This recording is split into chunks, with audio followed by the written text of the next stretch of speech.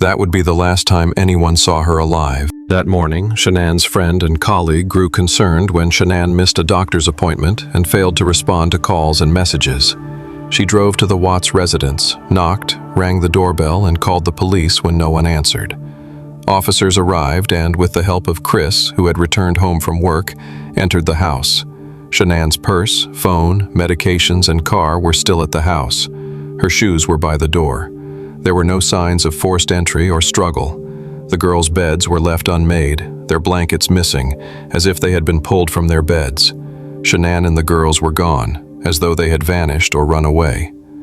Initially, Chris claimed to have no idea where his wife and daughters were. He suggested that Shanann might have taken the girls and left in distress after an emotional conversation about separating.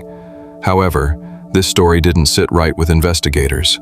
Chris appeared strangely calm, and there were inconsistencies in his demeanor, including his lack of emotion, unusual body language, and the forced nature of his statements.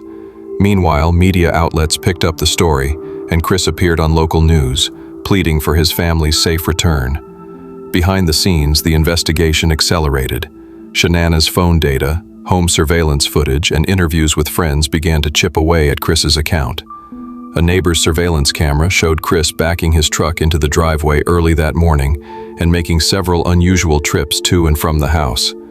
For someone who claimed he didn't know what happened, Chris appeared to be hiding something. On August 15, 2 days after Shanann was reported missing, Chris failed a polygraph test.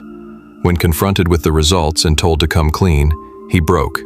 But instead of telling the full truth, he claimed that he had seen Shanann strangling their daughters and that he killed her in a fit of rage. It was a lie, but it marked the beginning of the unraveling. That same day, Chris finally led investigators to an oil site owned by his employer